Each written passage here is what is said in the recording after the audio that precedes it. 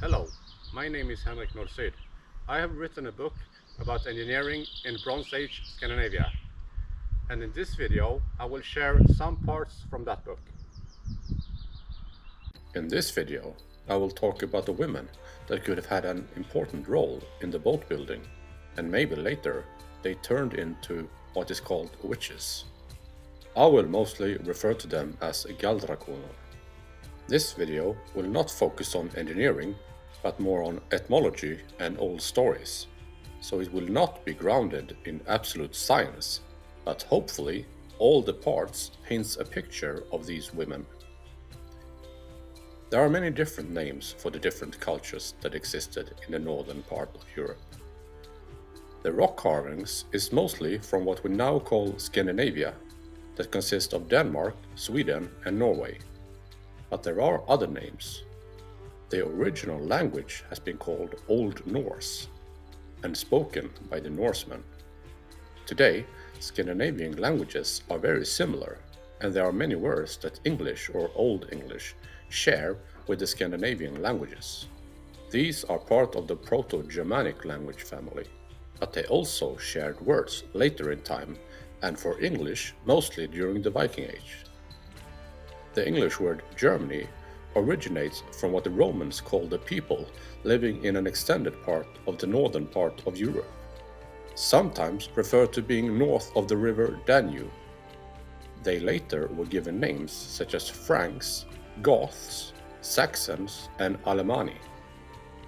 Today, they are sometimes grouped as being a part of the Jastorf culture that evolved from the Nordic Bronze Age and spread down to Germany. Before that, there were the funnel beaker, corded ware, and battle axe culture. If you want to read more on the cultures of this area, there are many different names of different cultures at different times in this area. What I want to show with this is that there has been lots of interchange between the people in these areas over a long period of time. This is why I will not only use Scandinavian culture to ground my theories, but also cultures from the countries around the Baltic Sea, Great Britain, Germany, and some East European cultures. These ideas started with a rock carving that can be found in Tanum, at the top of the rock. If you see the portrayed persons as women due to that they have long hair, then other persons on the rock carving that is very prominent male features would not have long hair, and that seems to be the case, as seen in these depictions of aroused men with axes. Even today, it is more common that women have long hair compared to men. So, it is very likely that they depict women and not men. Very few rock carvings show women, so it must have been important for this specific depiction. What are these women doing? Well, there are other rock carvings on the same rock face that are like this one, but without the women. In this picture, there is a round circle in the center, but now the trident shapes are not connected to it. Also, the trident shapes are relatively larger in these carvings. I think this shows before and after depictions. At the carving with the women, I think that the round part in the center is a cross-section of a tree trunk. The tridents going out from the trunk are smaller branches. The women are trimming away the branches so that the tree gets wood without knots. Or possibly, they are tending to the roots of the tree. The branches look like they belong to some kind of conifer tree, where the individual pine needles are not drawn. This would explain why there are no leaves on the branches. Having knots in the wood makes it weaker, so ideally you don't want to have any knots in the tree trunk that is used in boat building. This is true for Barlastboat and also for clinker-built boats. As I have discussed in another video, I think they formed the tree so that it grew into the shape that they wanted for the final boat. But it is also possible they removed branches from places where it would weaken the structure. The next rock carving could depict what could be a series of events that shows that the circle and tridents is a tree trunk, and the tridents are branches. First off, for this rock carving is to highlight the cut-off branches that are indicated by red color. Next is the cross-section of the tree trunk. This cross-section is then connected to ropes. These ropes are then strapped to a male animal, and I think pulled away down to where the boat is built. This boat is placed on the right side from the depictions of the tree and the beast of burden.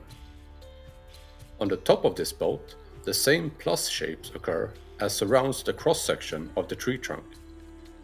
It is unclear if some branches were left until the boat was finished and then cut off, or if this is just added to show that the cross-section to the left is the same tree trunk that becomes the top keel of the boat. No other boats has these plus signs on top of them, but this boat has, and is also placed next to the round shape with tridents. This, I think, is a good indication that the round shape depicts a tree trunk and the trident shapes or plus signs depict branches. The Swedish name for pine tree is tall. This is identical to tall, meaning being long. The English name for pine sounds like Swedish pinne, that means small wooden stick. Stick sounds like sticka, that is a very small wooden splinter. The name connects, but something got lost in translation. The name furu or fir used to be shared. In Swedish, it is still used to denote the wood that comes from the pine tree. The most likely tree depicted is a pine tree, or possibly spruce. Why this is the case is presented in my book and in another video. The first story that relates to women and trees are the story of the Norns. They are found in Norse mythology. These three women took care of the roots of Yggdrasil. Yggdrasil is an ash tree that is the center of the universe in the Norse mythology, and its branches and roots reach out to all the different worlds.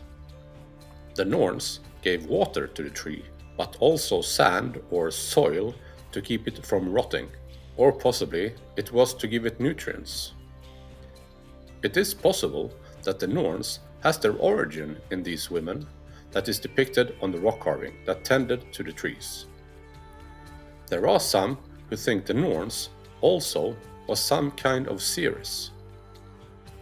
And if the Galdrakunur tended to the trees, it was likely that they needed to pass along the work from one generation to the next, and so the women that tended to the trees probably attained knowledge from their elders on how to tend to the trees, but also other knowledge, like historical events or stories about the people who lived before them, and other useful knowledge, like how to treat diseases or childbirth. As they knew about the past, it is possible that people did not make a distinction of knowing what happened in the past with the future.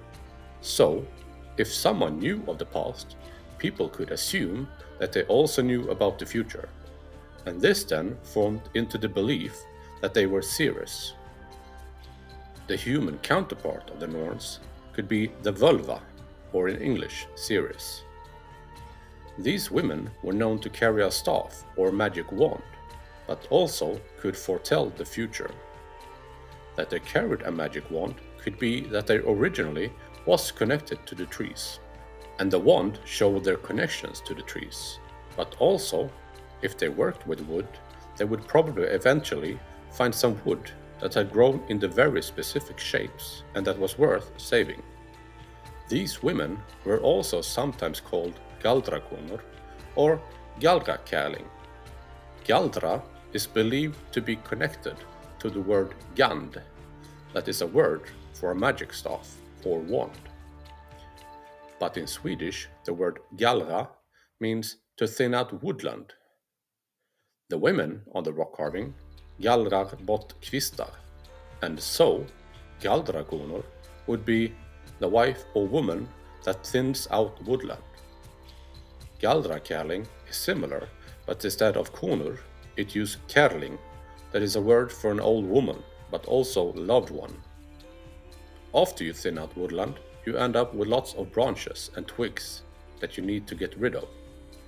Probably you gather them up and you burn them on a large bonfire. This you need to tend to so the fire does not spread. This means having to be close to it, and this will make you very warm, so you take off most of your clothes. This could have been something the Galdrakunur did. But then, some people claim that there were witches that danced around the fires naked to worship the horned devil. A horned devil that looks like a goat. Maybe they did that too, but they probably mostly just had to get rid of lots of excess wood. The Swedish Valborg or Walpurgis celebration is celebrated last day of April with large bonfires, and although a bit unclear, it has a connection to witches, as it is said that the fires scare away evil spirits. But also, Easter is the time of the year witches travel to Blåkulla to dance around large bonfires. Goats eat leaves and soft shoots. So, if you regularly thin out woodland, you will naturally end up with lots of food for goats. So, it would be a good idea to combine raising goats with the work the Galdrakunur were doing in the forest. Bringing the goats so that they could eat before you burn the parts unsuitable for goats would also be logical. Then the goats would have to stay for the celebration the Galdrakunur did after they finished their work. And that celebration could have been to dance around the bonfire. The Galdrakunur can be seen tending to the tree, while other carvings show men that are on boats or are holding weapons. When you have weapons, people die, and so the men could die in battle. And if that happened, the knowledge they had was lost. In this case, it would have been a lot better to pass on knowledge to the persons that did not die in battle or hunting accidents, especially as the knowledge was not written down, but passed on using word of mouth. How could these Galdrakunur turn into the witches' stories? If they indeed tended to the trees, they likely lived alone in the forest, and this probably made them a bit stigmatized. The Skogsrå, or mistress of the forest, from Nordic folklore, is a woman that lives in the forest and lures men away. If the man follows her, he will forever be bound to her and never be the same after that. It is not unlikely that some men met with the Galdrakunur and had some relations with them. It is the only way there could be a next generation of Galdrakunur. Hansel and Gretel are an old German story, possibly originating from the late Middle Ages. In the story, two children, a girl and a boy, are left in a forest to die, as their parents cannot provide food for them. They get lost and find a house where an old lady lives that takes them in. The story ends with the girl burning the old woman to death, as the girl now thinks that her brother is given food so he will get fat so the old lady can eat him. After the old lady is murdered, they take all her valuables and go back to their parents. People usually see the kids as heroes, but were they, or did they murder a woman that tried to feed them after they have starved at home, as their parents could not provide for them? In the story, the father is a woodcutter. Could this indicate a connection between a male woodcutter and the Galdrakunur, who both work with the forest? Did some Galdrakunur adopt children to pass along their knowledge? Did a woodcutter send children to the Galdrakunur so that they can learn from them? It is hard to say if this story has an origin that relates to the Galdrakunur, or if it was just some old lady that lived in the woods and made a living of witchcraft. The word witch is believed to originate from the word wicke, with unknown origin. The word wid or wit in old Germanic names is used for forest, and in Swedish, firewood is called ved. Wicke, however, sounds more like the Swedish word veke, that is the word for a candle wick, that until recently was made out of thin strips of wood. most often pine wood called candlewood. It is possible that the Galdrakoner made these and then traded these wooden candle wicks with farmers to get food, and the women were eventually named after what they sold, similar to many other professions. Maybe the Galdrakoner even made and sold brooms made of witch's broom, that is a natural deformity in woody plants caused by a disease in the tree. The tree forms a dense mass of shoots growing out of a single point. This forms a natural broom. Unfortunately, it does not fly, but maybe people saw the natural witch's brooms in trees, thought that they got there from a flying broom and not the other way around. Another word for witch is hag, or in Swedish, häxa. This relates to the word hex, common in Germanic languages. Most likely, hex is the origin to the Swedish words hage, meaning pasture, and häck, meaning hedgerow. Both these words are used to claim a certain area. A hedgerow that is not used to fence off a certain area is called a shrubbery, or bush, and that is buske in the Swedish. This could mean that the word was originally used as a word for a woman that owned pieces of land. If the Galdrakoner took care of a forest over generations, it is very likely that she needed to protect that area. As she likely could not fight off people, she may have resorted to claiming witchcraft and putting curses or hex on people that angered her or trespassed into her forest. So the Galdrakoner could have tended to the forest, but also provided other services and could have been important in rituals. The Galdrakoner and the Ceres are sometimes intertwined, but was likely two different job titles. Even though not all of these possible connections are correct, some could be, and this could point towards that there existed women that was connected to the forest, and they were also probably very knowledgeable in other fields, and maybe evolved into the known Ceres. However, the Christian Church probably saw them as a threat to their world order, and so they are today looked upon in a different light, but their importance before Christianity cannot be understated as the bearer of knowledge and specific craftsmanship. As the Ceres were important in different rituals, this was in direct opposition to the Christian Church. Sadly, this has shaped their legacy. Lots of far-fetched speculation in this video, but I think there could have been women that tended to the forest and made a living from it. There were farmers at the time, and if they took care of farmland, it would not have been a large step to also farm the forest, as boats is such a large part of all the rock carvings. I hope you enjoyed this video and that you watch my other videos, and if you want more details, please buy my book. Thank you for watching this video, and bye.